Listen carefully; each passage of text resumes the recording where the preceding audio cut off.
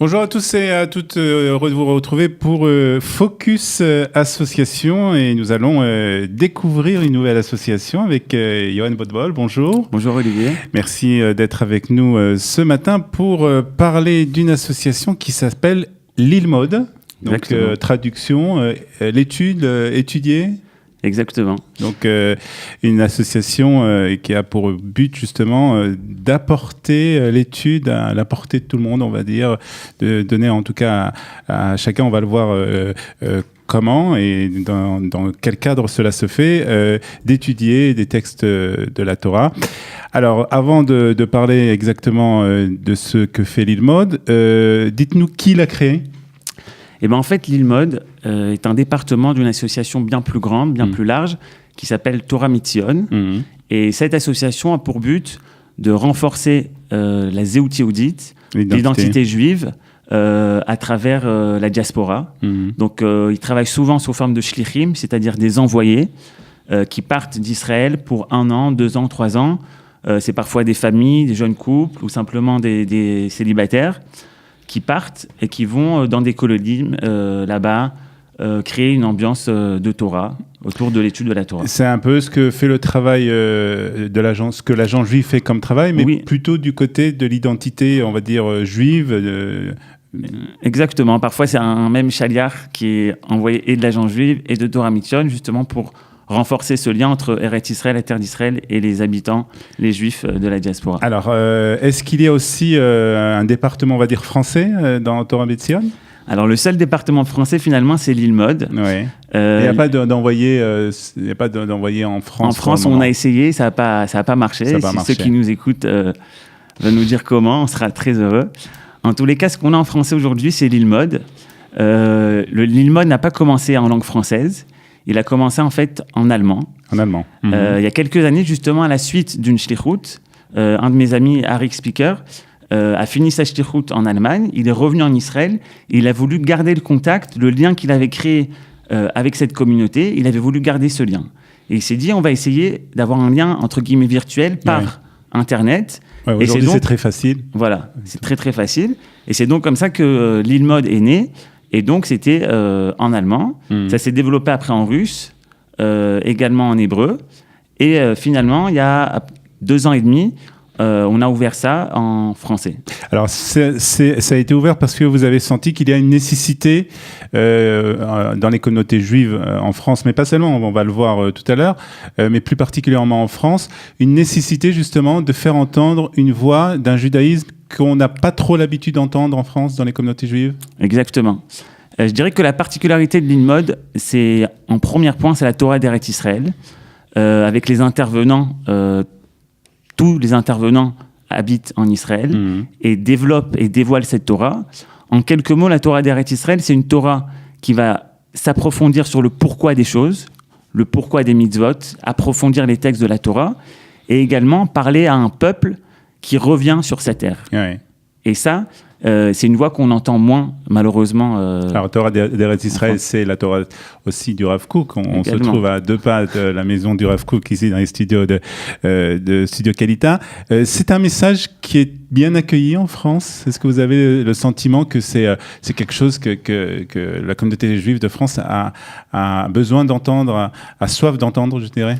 Je pense que plus les années avancent et plus on voit cette soif qui grandit. Et également, c'est lié aux événements qui se déroulent également en France, au niveau politique, économique. Mais je pense qu'en France, on a cette chance que cette voix, oui, est entendue. Ouais. De plus en plus, on entend cette voix et ça porte ses fruits, puisqu'on voit des gens qui montent en Israël ou qui même se sentent plus proches de la Torah d'Israël et qui approfondissent véritablement leur étude. Alors, on a des grands rabbins ici en Israël, justement francophones, qui savent et qui connaissent cette Torah d'Eretz Israël. Vous pouvez nous les citer, quelques noms ? On a commencé il y a 2 ans et demi avec presque, je dirais, les plus grands. On a eu le Rav Shlomo Aviner qui a participé, le Rav Bochko, le Rav Cherki, le Rav Shriki. On a parlé avec le Rav Atoun, Ouais. Ce qui est intéressant, c'est que ce sont des raves, c'est vrai qu'ils sont francophones, mais ce sont des raves qui sont aussi très connus dans le milieu israélien, pas seulement parce qu'ils sont francophones, mais parce que vraiment, ils ont développé des thèses et ils apportent beaucoup, pas seulement aux francophones, mais aussi aux Israéliens. Oui, tout à fait d'accord. Et c'est un apport, je crois, très important à la société israélienne de la part de la communauté francophone. Ouais, il faut signaler. C'est vrai, c'est vrai. Il n'y a pas que des cours de Torah. On a également eu des cours sur la géopolitique avec Michel Gurfinkel qui a donné un cours hebdomadaire. On a eu le professeur Noir-Dana Picard. On a même eu un certain moment un cours du Machon Lev. On a eu un cours d'Ulpan avec Ayala Bloom, que vous connaissez. Très bien. Donc voilà, on essaye véritablement de tisser des liens entre Israël et la diaspora. Alors en pratique, comment ça marche? Ce sont des cours qui sont dispensés sur Internet, dont il faut se brancher sur le site de l'Ilmod. Et on a un programme, tous les soirs, un programme de cours qui sont dispensés par des rabbinim. Voilà, alors le site c'est fr.lilmod.org et le concept marche ainsi que l'intervenant, le rave, se trouve chez lui, face à son ordinateur, il branche sa caméra, il ouvre son micro et il parle. Et de l'autre côté, c'est ça toute la nouveauté que l'Ilmod apporte, l'élève va lui-même pouvoir ouvrir sa caméra, ouvrir son microphone et ainsi avoir un dialogue et participer. C'est-à-dire qu'il y a une interaction. Exactement. Je dis souvent qu'on n'est pas là pour suivre un cours, mais on est là pour participer à un cours. Ouais. Ça crée vraiment un lien interactif. On peut poser des questions comme nous, on est là. C'est une véritable classe vivante. Les gens ouvrent leur caméra, ouvrent leur micro, posent leurs questions. Pour les plus timides, ils peuvent par chat également envoyer une question. Et à ce moment-là, l'enseignant voit la question et peut y répondre. Alors donc, chaque soir, c'est des cours qui sont donnés. C'est-à-dire qu'il y a un programme vraiment défini. Exactement. Au début de l'année, je suppose qu'il est publié. Et donc, chaque soir, on retrouve un certain rave. Et le lendemain, c'est d'autres rabbinim qui participent. Nous, on travaille sous forme de semestre. Donc, c'est à peu près, même trimestre, ça s'appelle, sous forme de 3 mois. Donc, pendant 3 mois, vous pourrez suivre un cours de façon hebdomadaire. C'est pas tous les soirs. On a environ 4 cours par semestre. Donc, prenons par exemple, un dernier cours, le Rav Ackerman par exemple, il a fait sur le Kuzari. Ouais. Donc, vous pouviez tous les mardis soirs vous connecter au cours du Rav Ackerman sur le Kuzari pendant 3 mois. D'accord. Est-ce que vous avez des éléments sur les gens qui vous regardent ? Alors oui, on a des éléments sur les gens qui nous regardent en direct. Avec Internet, on peut savoir exactement combien de personnes vous regardent, d'où ils sont, etc. Les localiser aussi peut-être. Exactement. Alors, en direct, on sait combien de participants sont en direct et d'où ils se trouvent. On a, je dirais, un peu 50-50, c'est-à-dire qu'on a une moitié des gens, la moitié des gens sont des gens habitants d'Israël. Ouais. Et la seconde moitié sont des gens francophones du monde entier, la France bien évidemment, bien sûr. Belgique, Luxembourg, on a quelques fidèles d'Espagne, du Canada également, même si les horaires sont un peu décalés. Vous avez des cas de personnes qui étaient vraiment très très loin, c'est-à-dire que pas seulement peut-être dans des pays lointains, mais peut-être en France qui vous ont donné leur réaction après certains cours. Oui, on a eu ces réactions-là et surtout quand on a fait un appel aux dons il y a quelques mois, alors les gens nous ont dit par téléphone, nous ont dit à quel point ça les a rapprochés du judaïsme. On était très très contents d'entendre ça. Parce qu'il faut dire que c'est totalement gratuit. Voilà, c'est gratuit à 90% des cours. Il y a quelques cours où on demande une participation parce que tout simplement, il faut qu'on fasse tourner. Bien sûr. Alors, vous avez aussi fait, on va dire, à part ces cours hebdomadaires qui durent donc des semestres, vous avez aussi fait des opérations à certains moments de l'époque de l'année. On se rappelle par exemple une opération qui a assez bien marché, je crois, pour Tisha B'Av. Exactement. Alors, moi j'ai appelé ça l'Ilmod Tisha B'Av. C'est déjà la 3e année qu'on fait ça. Il y a 3 ans, quand j'ai eu cette idée, on avait 50 participants en direct. Et à la 3e année, on avait près de 150 personnes. Ouais. On avait entre 100 et 150 personnes à chaque cours. Donc, c'était une véritable réussite. On a eu le Rav Shriki qui a parlé, le docteur Eli Bodbol, le Rav Shaul David Bochko, Rosh Yeshiva Kochav Yaakov, Rav Yuval Ben Arosh également. Donc, c'était une véritable réussite de voir qu'en un même instant, aux 4 coins de la Terre, il y avait 150 personnes qui étaient connectées, branchées le jour de Tisha B'Av. Branchées, et comme je le dis encore une fois, qui ont posé leurs questions en direct, qui ont participé, qui ont ouvert leur caméra, qui étaient présents. Alors, est-ce qu'il y a d'autres projets qui sont déjà au programme de l'Ilmod ? Vu le succès qu'on a eu pour cette journée de Tisha B'Av, on a décidé de retenter ça. Cette fois pour les fêtes, on a appelé ça l'Ilmod Tchouva, le 16 septembre. C'est le dimanche qui sépare Rosh Hashanah de Kippour, donc le dimanche des Aseret Yemei Tchouva, des 10 jours de Tchouva de retour. Voilà, on va faire un petit peu le même concept. Ce sera une après-midi et soirée. Avec plusieurs participants. Pareil, il y aura 5 ou 6 intervenants, avec chacun aura 1 heure. Et le thème, ce sera cette fois-ci la Tchouva, bien entendu. Ouais. Et je crois qu'il y a un projet aussi qui est très intéressant parce que vous vous êtes rendu compte que l'étude du Tanakh n'était pas une étude vraiment très approfondie en France, qu'elle n'est pas très suivie en tout cas par la communauté juive de France. Et vous allez participer à un projet qui existe ici en Israël déjà depuis déjà plusieurs années, qui s'appelle le projet 929, je crois, qui justement essaye de vulgariser, on va dire, l'étude du Tanakh, en tout cas ici en Israël. Et vous allez essayer de l'exporter aussi en France. Exactement.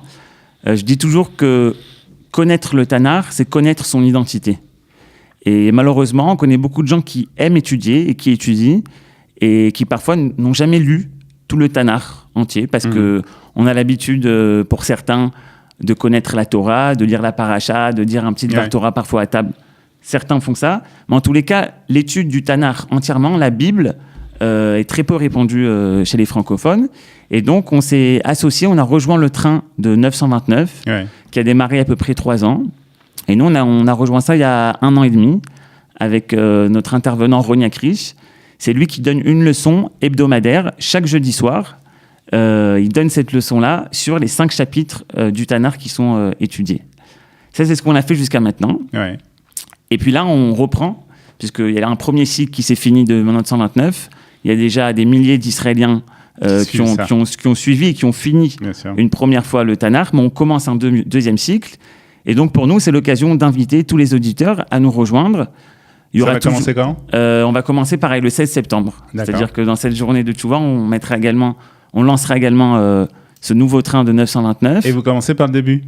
Par le début, par Bereshit. Et puis, ça tombe bien, puisque quelques semaines après Sukkot, on va commencer également la Torah. Ce que je voulais dire qui est particulier dans ça, c'est qu'on a déjà entre 15 et 20 élèves qui suivent ce programme. Et en plus de ça, on a un groupe WhatsApp qui permet aux gens d'être actifs, de poser leurs questions à Ronia Krish en semaine, qui lui va répondre le jeudi. Et la nouveauté, c'est qu'on va maintenant envoyer chaque jour, par WhatsApp et par mail, on enverra le chapitre qu'on va devoir lire dans la journée. D'accord. C'est-à-dire, par exemple, premier chapitre de Bereshit. Ce chapitre, on saura qu'est-ce qu'il faut étudier dans cette même journée. Et on pourra même l'écouter en audio. Ouais. On s'est rendu compte que sur Internet, ça n'existe pas de lecture du Tanakh en français. On n'a pas Donc trouvé. C'est une traduction en français ? On va tout simplement prendre la traduction et la lire. Quelqu'un va la lire. D'accord. Une fois, ce sera peut-être moi. Ce sera également les élèves du cours pour les rendre plus actifs. On est toujours dans cette optique que ce ne soit pas des gens qui suivent le cours, mais qui participent. D'accord. Donc, c'est eux qui vont traduire quelques jours à l'avance, lire la traduction, et on pourra après le diffuser à travers tous ceux qui sont intéressés. Très bien, donc c'est quand même quelque chose de très qui allie aussi la technologie, puisque vous utilisez la technologie d'Internet, de WhatsApp, etc. Donc c'est vraiment une alliance entre la technologie et la Torah. Ouais, je pense que c'est très très important aujourd'hui dans notre ère technologique d'utiliser tous ces moyens pour essayer de diffuser la Torah. C'est un autre nom, on appelle ça aussi e-learning finalement. E-learning. Pour ceux qui connaissent, c'est la technologie qu'on utilise. Très bien, merci de nous avoir fait découvrir l'Ilmod. Alors on rappelle les dates importante, c'est le 16 septembre la prochaine fois avec une journée d'études consacrée à la Tchouva, donc entre Rosh Hashanah et Yom Kippour, et puis aussi ce projet qui commencera aussi ce 16 septembre, ce projet 929 qui va donc permettre à ceux qui vous suivent de découvrir le Tanakh, et on va commencer donc cette fois-ci avec Bereshit. Exactement, j'aimerais juste dire un mot. Ouais. On a également un partenariat avec Midreshet Yehuda. Ouais. Où il y a entre autres Eliezer Sarodotsky, Yitzhak Chouraki, le Rav Yitzhak Chouraki et Rav Ackerman qui donnent également des cours. Et ça fait 1 an qu'on est avec eux en partenariat. Et ils vont continuer. Donc voilà, les prochains cours, prochain semestre. Donc voilà, si vous voulez étudier la Torah de Eretz Israël, si vous voulez découvrir cette Torah, peut-être que vous la connaissez pas très bien en France, mais aussi, comme vous l'avez dit, puisque vous êtes suivi aussi par des francophones qui vivent ici en Israël, le seul moyen, c'est Lilmod, fr.lilmod.org, ou sinon sur Facebook, lilmod-fr. Voilà, rendez-vous le 16 septembre. Merci, Yoann Bodbol. Bonne chance en tout cas, bonne continuation. Merci beaucoup. Et merci de nous avoir fait découvrir cette association. Merci de nous avoir suivis. À très bientôt sur Studio Kelita. Bye bye.